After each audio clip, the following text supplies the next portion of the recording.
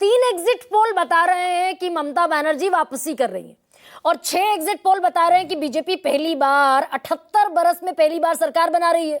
मान लें exit polls को या ठहर जाएं 4 मई के लिए? देखिए, हमारे भाजपा के जो मित्र हैं बड़े तरीके से बच बच के निकलने का प्रयत्न कर रहे हैं। जब जब उन पर लगता है कि भाई इलेक्शन कमीशन घिर रहा है तो निकल लेते हैं, कहते हैं भाई वो इलेक्शन कमीशन बताएगा। देखिए गरिमा जी, ऐसा है कि इस बार का जो चुनाव खास करके जो पश्चिम बंगाल में हुआ है वो लोकतंत्र पे गहरा कलंक है। उसके बावजूद भी टीएमसी वहां बड़े मजबूती से चुनाव लड़ी है और भारी मेजॉरिटी से चुनाव जीतेगी, क्योंकि जो पश्चिम बंगाल के जो लोग हैं उन्होंने जो दीदी का जो इंसल्ट भाजपा के लोगों ने किया है उसको दिल से ले लिया। इससे ज्यादा तो भाषा यूज की गई सोमनाथ भारती भाई, इससे ज्यादा कहा सुनी वाली भाषा तो 2021 में इस्तेमाल की गई थी। तब 3 से 77 बढ़कर पहुंच गई भारतीय जनता पार्टी। लेकिन भारतीय जनता पार्टी की सरकार तो नहीं बनी तब भी, और तब टीएमसी भी आगे बढ़ी थी, अगर आपको याद होगा। देखिए पश्चिम बंगाल एक अलग राज्य है। वहां पे माननीय मोदी जी, माननीय अमित शाह जी, जितने बाहर के लोग गए हैं, तनिक उनका एक्सेप्टेंस पश्चिम बंगाल में नहीं हुआ है।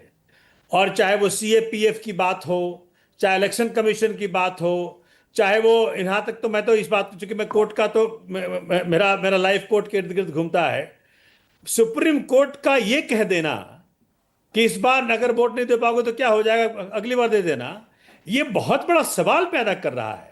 जो भारत के इंस्टीट्यूशंस हैं, जो संवैधानिक संस्थाएं हैं, किस प्रकार से चीजें इधर उधर हुई हैं। तो क्या आपको सोमनाथ भारती, क्या ये वो पश्चिम बंगाल का एसआईआर पर हुआ कि भाई परिवार में 5 लोगों के वोट हैं, 2 के कट गए, 3 के रह गए, तो वो जो 2 के कट गए उसकी नाराजगी उन 3 वोटर्स में भी रिफ्लेक्ट हुई? आप ये कह रहे हैं एसआईआर पर वेस्ट बंगाल का चुनाव लड़ा गया? बिल्कुल, वोट हुआ, एसआईआर पे भी हुआ है, भाजपा के दबंगई पे हुआ है, सीएपीएफ का बेवजह दुरुपयोग पे हुआ है।